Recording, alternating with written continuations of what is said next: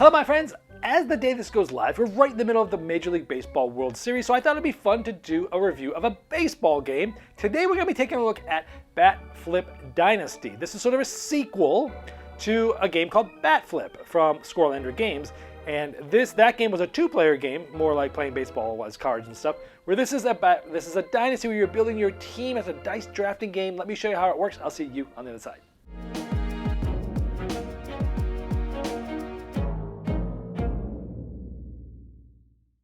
Before I get to the moment you've been waiting for, I wanted to tell you about the Sell Trade program at Noble Knight Games. Now, as gamers, we all have games that are cluttering our shelves that we either don't have the right group for or might even not like it. Well, now you can turn those unappreciated games into cash or store credit.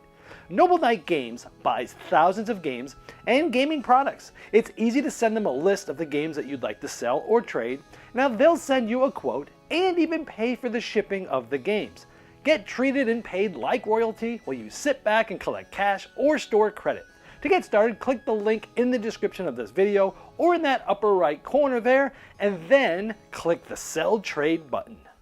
At the beginning of the game, you're going to get two cards. On one side are managers like this, and these are going to have a special ability that you might want to have, and you're going to decide which one you want. But on the other side of these cards, it's the team. And this is going to tell you how much money you have to spend on players, but it's also going to give you some sort of special ability as well. And so you're going to decide which one you're going to use for the manager, which one you're going to use for the team. Now throughout the game, you're going to be drafting players, and they're going to be ranging in different types of money, like 8 million or 3 million, or even prospects that don't even cost anything the first year. So there's all different types of things that you're going to be spending money on these players. Now, at the beginning of each season, you're going to be drafting those players. In most seasons, you're going to have 4 cards, and it goes to a normal draft. But in the first season, you get 6 cards to kind of seed your team. And again, there's going to be some different players of all different types. And I've got a certain amount of money. I picked the Sioux City Small Ballers. They give me an ability of, if I have 5 different positions on my active roster, I gain an additional 4 wins. So with this team, I'm trying to always have different position players or different positions on my team. And so when you're drafting, you're thinking, okay, if I draft this guy, I got to spend 15 million, and he's a star player, some certain ability to trigger off that. I only have 20 million to start with. That'd be most of my salary. So I don't know. He's a lot of money. Now he's going to give you a bunch of dice to roll, and he is going to score you possibly 5 or 10 wins for the season. 16 is great. If you get 16, you'll get a trophy. That's one of the ways. That's the point basically, and you're trying to have the most points in the end. So he does provide a lot, but he costs a lot. Some of them, like prospects, don't cost anything, and they actually go off to the side. They don't take up a roster spot this year, but next year they get promoted, and they don't cost anything, at least to get them in that first year, which is great. And he can win some wins too. So these are giving you all different options here. But let's say we've gone through and we've drafted our first year's team. Because in this case, I would either pick one of these to put on my team and pay for them, or I would take one and sort of discard it. Almost hate drafted away from somebody else. I don't want to pay for them, I don't want to keep them, but I don't want somebody else to have them. You get rid of them. And you basically can't have more than 5 on your active roster in a year. Okay, so we finished free agency, and now we're going to do some team dice. We look at the amount of dice. This one has 2. This one says add 1 team die for each all-star. We have 1 all-star, so this one gives us a die. So that's a total of 3 dice. None, none, and this. So we got 4 dice to roll. So we're going to roll those dice, and then we're going to assign these. And we're trying to assign the right things like speed and home plate and bat and things like that, arm strength and stuff like that. We're trying to add them there. My cards are kind of interesting because there's only 1, but most cards have 2 or sometimes 3 things there. So I got to roll these and put these here. Now this is interesting. So if I could put a bat here, it goes, if you put the right symbol, it goes the right way. And this is sort of the speed here, and I can go like this. If this is full and I've got both of them the right way like this, I get max wins. This is going to get me 5 wins. You're trying to get at least 16 in a year. Now, this allows me to re-roll any power dice I get before I assign them. So I could have re-rolled this into something else, which is what I'm going to do. I'll re-roll this. Oh, it's a power symbol. But I could put this here. Now, if I put this in a die that doesn't match, it goes sort of 45 degrees. And what that means is if this card is full of dice, which it is, and at least one of them is like this, then you get the minimum wins. In this case, this player is pretty cool. He gets 3 either way, so this is a great little matchup there. Or maybe I put it here for a wild card. Now, because I'm about to get some more dice, and now anything I have a bat can be wild. Because now you're going to go for the team dice. Team dice are the bottom red ones here. None, none, 1, 2, 3. So I'm rolling 3, but other players are going to get all their team dice too. And all those dice get rolled into this nice little dice tray here at the back of the box. Now, starting the player who added the most team dice and going clockwise, players get to draft one die at a time. So players are going to be drafting dice and drafting dice. And it comes to me and I'm like, ooh, I could really use the arm. But this is wild. I can really use this. And so you're trying to figure out which one to roll to pick up. And you keep drafting. Everyone drafts one at a time until they're all gone. If you already have everything full, then you draft one to discard and hate against other players. Then we look at our wins for the regular season. This is right, so we got 4. This is not, so we got 1, so we're at 5. This one got us 3, so we're at 8. This one got us 5, 13, and this one got us 1, we're at 14. Now remember, you're trying to have the most, but you're also trying to get 16 wins.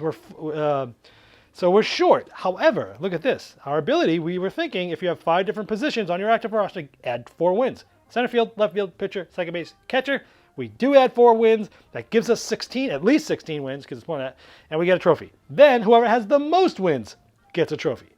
Then you go to the playoffs. Each player is going to take all their dice on their cards, and they're going to get to roll them sort of Yahtzee style. So you roll them all once, and then you tell everybody what you got, and then if it is done simultaneously, then you roll a second time, and you can re-roll that one. You can re-roll any dice once. Then you have a third round where you can re-roll anything once.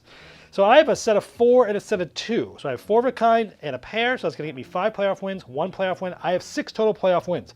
Whoever gets the most playoff wins gets another trophy. So the most trophies you can win in a round is 3, but that doesn't happen often. If there's a tie in the playoffs, those tied players keep rolling and keep doing rounds until someone has won. Then you go to arbitration. Now all the money we spent to pay these players are on the cards there from our starting cash. Now you either have to keep a player and add $1 million to it, or you're going to cut them and get all that money back. So this is a closed economy. It's really interesting. However, some of them, like this one, says must be cut in arbitration. It's a 1-year contract. So I have to pull these back, which is gaining me that $3 million, but this goes into the discard pile. This one, well, yeah, if I want to keep it, then I put $1 million. This one, I want to keep it, I put $1 million. This one, maybe I don't want to keep him. Maybe I want that money. So then I pull this back and he's gone, and this slides down left. Now, all players, I have prospects. Prospects, when you draft them, they go next year, your team, next year they come in. They're free this year, but the year after that, if I want to keep them, I got to pay them. So that's pretty much how arbitration works. And again, you're not having more than a 5-person roster.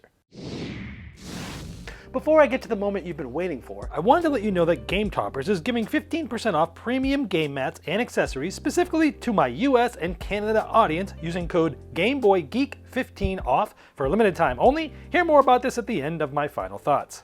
Okay, now what I like about Bat Flip Dynasty. First of all, I loved Bat Flip. If you have not checked out Bat Flip, it's a great 2-player tactical card game with a baseball theme. It's basically baseball, but it's go check out my review on the channel for that. I like that this game has the same teams and players as Bat Flip. So if you've played Bat Flip, you're going to be like, oh, I'm familiar with all these guys. I'm familiar with the juicers. I'm familiar with the, all these different things, the small ballers. But if you haven't played it, and then you go back and you play the other one, then you'll get that same feeling. You'll play Bat Flip second, you'll go, oh, I remember all these guys. It's kind of cool that they did this in the sort of same universe. They're smart. I like that you're selecting the team and manager, where like you get 2 of those cards. There's a team manager on one side. Sorry, there's a manager on one side. There's a team on the other. One of them's giving you an ability. One of them's going to give you some starting money and a gold, things like that. I like that you got to figure out which one you're going to use. You look at kind of all 4 sides, and you figure it out. It's a great starting thing to do there. I like that you're drafting players. I like card drafting, and you're getting these players. You're drafting the ones you want to keep. Card drafting always works, and it worked well here. Now, I like that you're diversifying dice because the dice symbols, because sometimes you're going to want to be able to use every dice, and you don't want to have a die that you're not going to be able to use because it's just a total waste. But sometimes you're also going to want to use that dice for the wild symbol on the manager, and you put that dice there, and now you can kind of use that die as anything, and that kind of helps as well. I like that there's some combo building. So you've got the sort of lineup positions. So sometimes it's keying off the player to the left or the right of them. Different positions, different teams. You can only, you're only scoring 1 position player each round. Multiple pitchers can score, but you're comboing different types of things and abilities together. That's really the crux of the game, is trying to line up the right abilities with the right other players at the right time. Sometimes you want to have multiple people from the same team on there. I like that there's different dice when you get them. Some cards give you team dice, and you get to kind of roll them once and put them on your cards.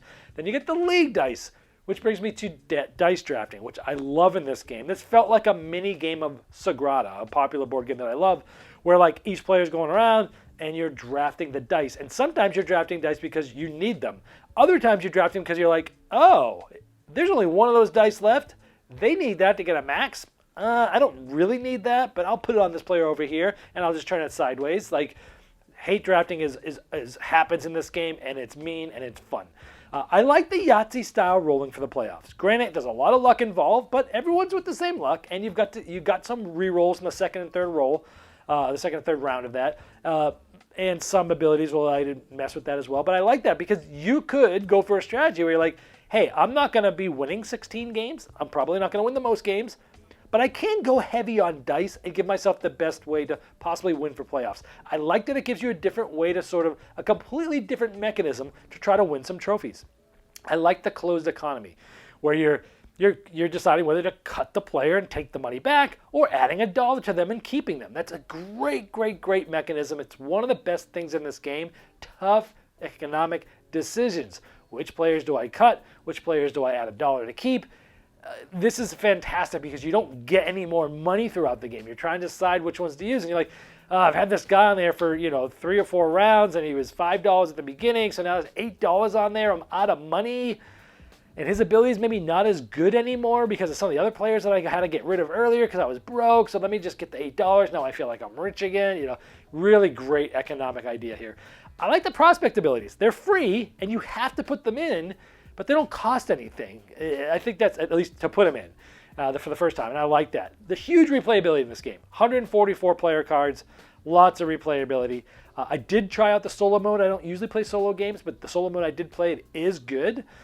Anything negative I'd like to say about the game? Well, the dice, as you place them sort of square if you match the symbol, or you put them diagonal, sort of like off kilter, 45 degrees if you don't. It's so easy for those dice just to move around, and then granted, you can kind of look at the symbol and see if it's off. I typically will just put the dice just below the symbol on the card and then do it. That way, if it moves a little bit, you can just look at whether the symbol's the same or not, and it's easier. They kind of move. I don't know a better way of doing this. I mean, they would have had to have done like dual layered cards, cardboard set of cards, which would have made the game way too expensive. So that's one negative thing, but it's easily fixed. I like that. So keeping the die on the manager. So when you, at the end of the round, if you got less than 16 wins, you get to keep a die if you have the manager, and that becomes part of your dice pool. It's an easy thing to forget. I don't know why. I don't know. Maybe they could have reminded you on the player aid or something like that, but that's an easy thing to forget sometimes. A little negative there. The higher player count. Well, with the higher player count, the luck of the playoffs has more weight. Because with more players, you're least likely to be the one to have the most points or runs or games. You win games, 16 games, to get a trophy. So you're not going to win. You're going to be less likely to win the most games, right? You could still win 16, and you could still win the playoffs. But A, you're fighting against more players with the playoffs, and you're fighting against more players with the games. And so if you go for that playoff strategy, the luck of the draw plays more weight. Because winning the games is definitely harder, where winning the thing is more lucky. So it kind of changes how lucky the playoffs feel, so I like it with the less than the higher player counts. Honestly, I like 2 or 3 players the best. 4 is okay too. I would not play at 5s. Gets a little hairy there. But overall, I really like the game. I think sometimes because of the amount of trophies you get, the game can last a little bit longer than I think it should. Again, it just depends on who's winning trophies and how many players win 1 or 2 trophies, or sometimes even 3 in a round if they do that. But if you're winning 1 or 2 trophies, it just depends.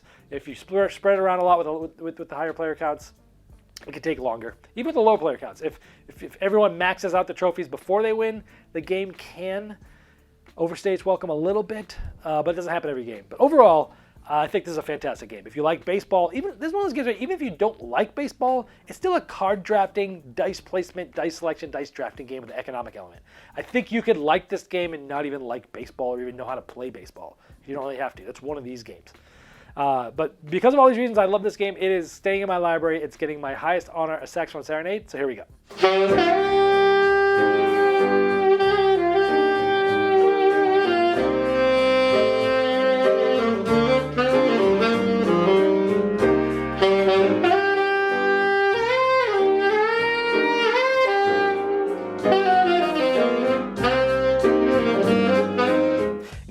Toppers upgrades every game you play, being the one table to rule them all with game toppers, leg kits, dining covers, premium game mats, and more. And for a limited time only, my US and Canadian audience can get 15% off their premium game mats and accessories using the promo code GameBoyGeek15OFF. Also, go to GameToppersLLC.com to check out all the options or for worldwide late pledges of their recent 5.0 Kickstarter.